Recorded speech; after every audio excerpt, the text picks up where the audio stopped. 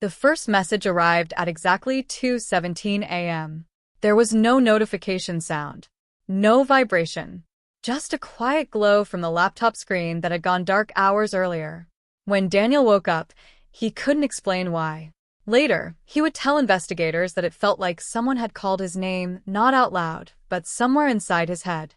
He opened his eyes to a room that was too still. The fan had stopped. The street noise outside was gone. Even the usual hum of electricity felt absent, like the world itself had paused. And then he saw it. The laptop screen was on.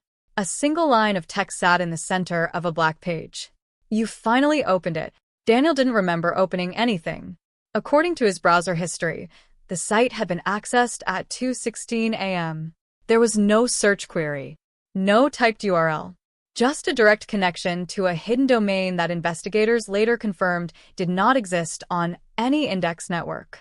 Daniel stared at the message for a long time. At first, he assumed it was some kind of glitch. A pop-up. Malware, maybe. He reached for the trackpad, intending to close the tab. Before his finger touched it, the text changed. "Don't close it. I've been waiting." He froze. What unsettled him wasn't just the message. It was the timing, the way it appeared before he even moved, like it already knew what he was about to do. He whispered something under his breath. A quiet, instinctive denial. "This isn't real." The cursor blinked below the message. A thin vertical line, pulsing slowly, inviting him to respond. Daniel hesitated, then typed, "Who is this?" The reply came instantly. "You already know." He felt a tightness in his chest.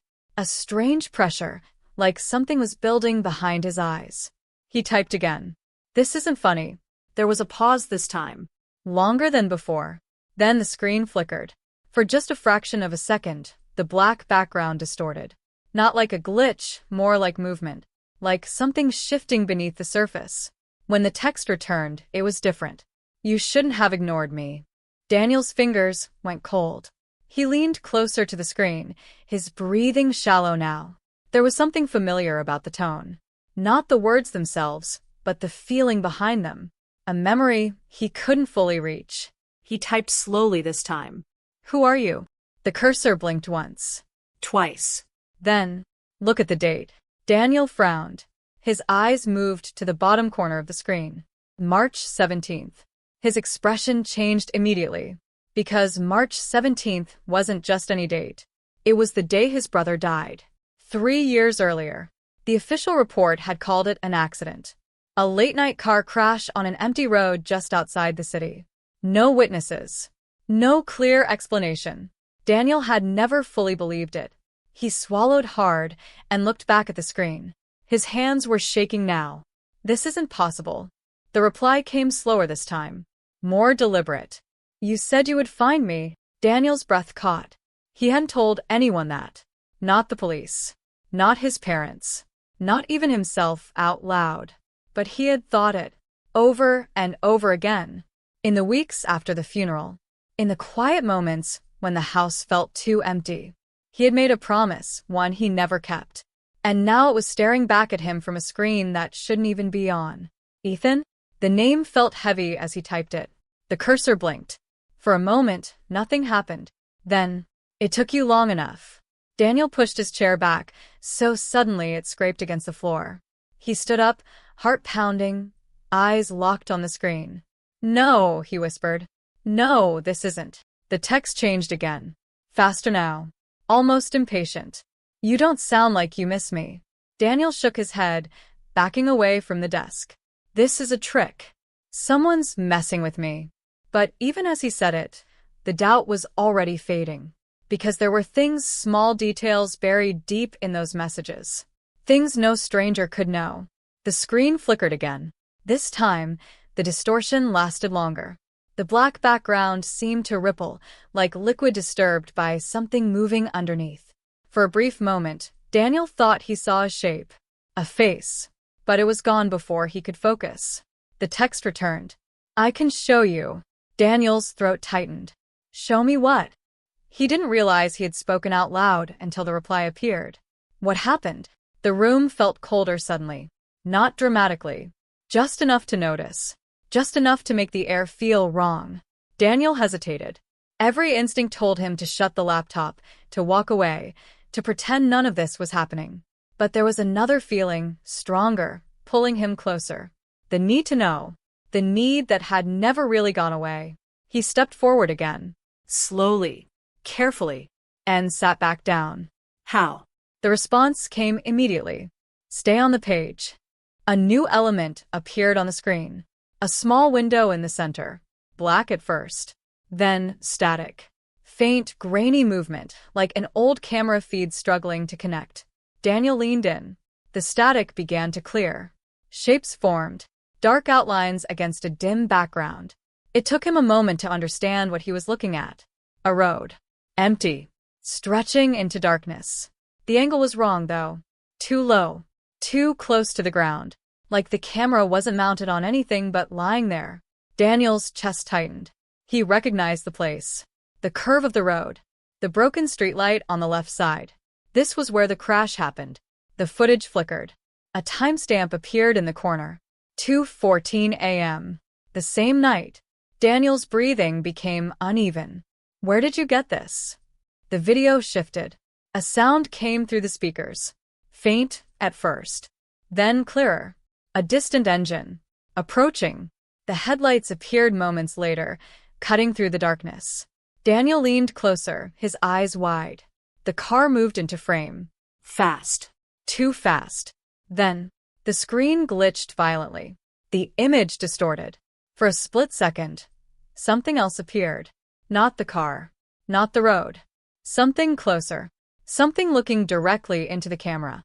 Daniel jerked back, his heart slamming against his ribs. The video stabilized again. The car was gone. The road was empty. Silent. Like nothing had happened. The timestamp flickered, then disappeared. The screen went black. Daniel sat frozen. His reflection stared back at him, faint in the dark screen. But something was wrong. The reflection wasn't moving the same way he was. He leaned slightly to the side. The reflection stayed still. A slow, creeping dread filled his chest. Then the screen flickered again. The text returned. You didn't see everything. Daniel's voice came out barely above a whisper. What was that? There was a pause. Longer than any before. And when the reply came, it felt heavier. They were already there. Daniel's stomach dropped. They. The cursor blinked. Once. Twice. Then, you shouldn't have opened this. The laptop screen dimmed slightly. Not enough to go dark. Just enough to make the room around it feel deeper, more distant. Daniel looked around. The silence had returned. That unnatural stillness. The fan was still off. The outside noise still gone. Even his own breathing sounded muted. Like it wasn't fully part of the room anymore. He turned back to the screen. His reflection was clearer now. Too clear. Every detail sharp, defined. But his eyes, they looked different. Darker. Hollow. For a moment, he thought it was just the lighting. Then the reflection blinked. Out of sync. Daniel didn't move.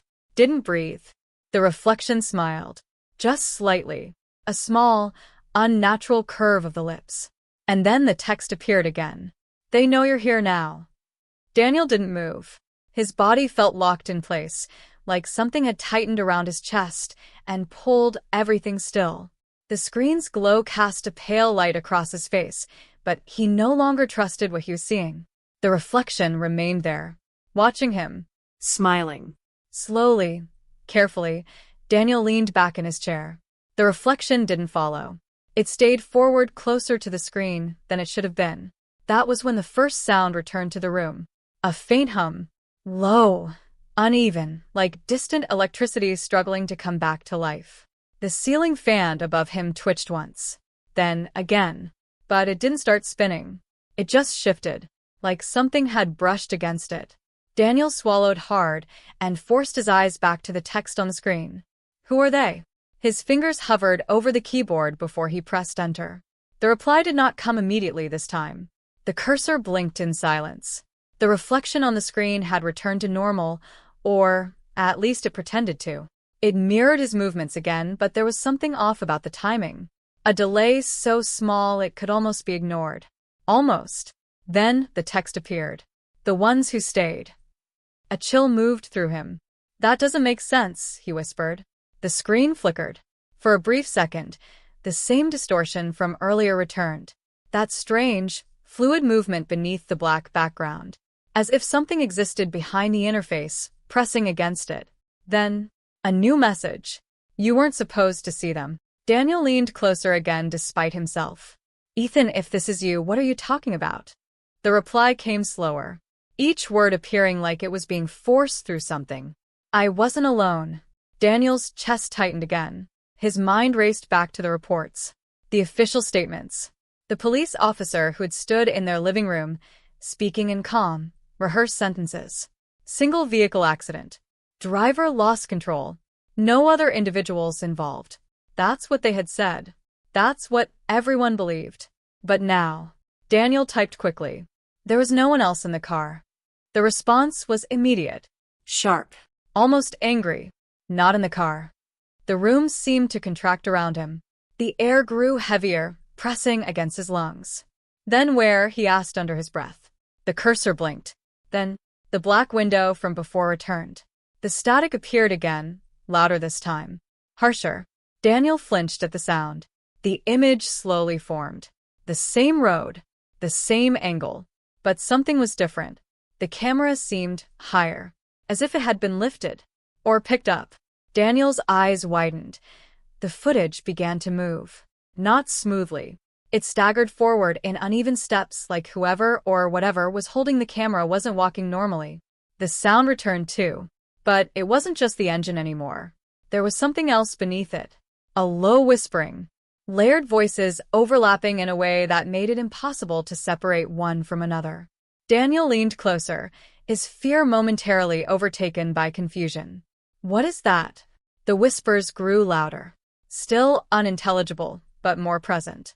Closer. The camera turned slowly toward the side of the road. Toward the trees. Dark shapes stood between them. At first, Daniel thought they were just shadows, distorted by the poor quality of the video. But then one of them moved. Not like a person stepping forward. More like it unfolded. Too tall. Too thin. Its outline bending in ways that didn't match the shape of a human body. Daniel's breath caught in his throat. The camera shook violently. The whispers surged. For a split second, the figure was clearer. A suggestion of a face. But the features didn't hold. They shifted, sliding out of place.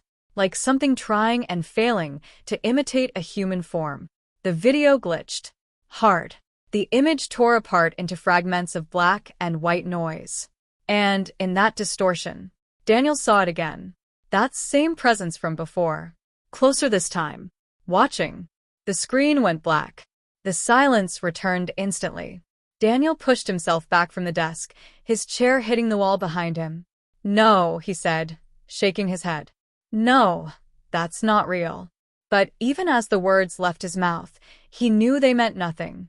The text appeared again. They followed me. Daniel stared at the words, his pulse hammering in his ears. After the crash, he whispered. A pause.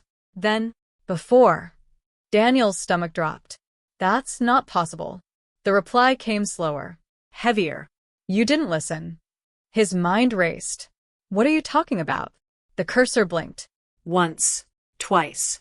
Then, the calls. Daniel froze. A memory surfaced. Unwanted. Unclear at first. Late nights. His phone buzzing. Ethan's name on the screen. He had ignored some of them. Not all, but enough. They were just, Daniel trailed off. He had told himself they were nothing. Random check-ins. Late-night rambling. His brother had always been like that. Restless. Impulsive. But now. What about the calls? He typed. The reply came in fragments. As if something was interfering. I tried to tell you. Pause. I wasn't alone then either. Another pause. The screen flickered. Harder this time. The room lights dimmed slightly. Daniel glanced up instinctively. The bulb above him buzzed, the filament inside trembling like it was about to fail. When he looked back at the screen, the message had changed. They heard you ignore me. A cold wave moved through him. What does that mean? No response. The cursor blinked. Slower now, like it was struggling. Daniel waited. Seconds stretched longer than they should have. Then, a new message. Different. The text wasn't centered anymore. It appeared lower on the screen. Almost closer. They think you will ignore this too. Daniel's fingers hovered over the keyboard. I'm not ignoring anything, he said, his voice unsteady. For a moment, nothing happened. Then, the laptop speakers emitted a soft crackle. Daniel froze. A faint sound followed. Breathing. Not his own. He looked around the room quickly. Nothing. Empty. Still. The sound came again. Through the speakers. Slow. Uneven. Like something trying to learn how to breathe. Daniel's eyes snapped back to the screen. The text appeared one word at a time. There. Pause. The breathing grew slightly louder. Getting. Another pause. The fan above him creaked softly. Not spinning. Just shifting again. Closer. The word lingered on the screen. Daniel's chest tightened. This isn't funny, he whispered, though there was no humor left in his voice. The breathing stopped. Suddenly. Completely. The silence that followed was worse, because it felt occupied, like something had taken the place of the sound. Daniel leaned forward slowly, against his better judgment. What do they want? He asked. The cursor blinked. Once. Twice. Then, the screen flickered, and for a brief moment, Daniel saw his reflection again. But it wasn't alone. There was something behind him. Tall. Unmoving. Close enough that it should have been touching him. Daniel's body went rigid. He didn't turn around. He couldn't. The image vanished before he could fully process it. The text appeared again. You. Daniel's throat tightened. Why me? No response. The silence stretched.